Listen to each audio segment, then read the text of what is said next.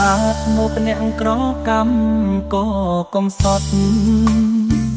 ត្រូវតែអំណត់អត់ធ្មត់ខិតខំធ្វើការទុំគេជេរស្ដី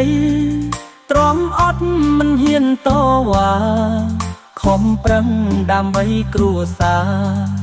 យ៉ាងណាក៏ខ្ញុំអាចទ្រាំធ្វើការឲ្យគេលំបាកខ្លាំងណាស់ជាតិកំក្រាំងគេតាមមើលងាយជេរស្ដីជីវិតកម្មកគេមិនដែលឲ្យតម្លៃរស់នៅតារំពឹងអ្វីសំផែនដីប្រណីខ្ញុំផង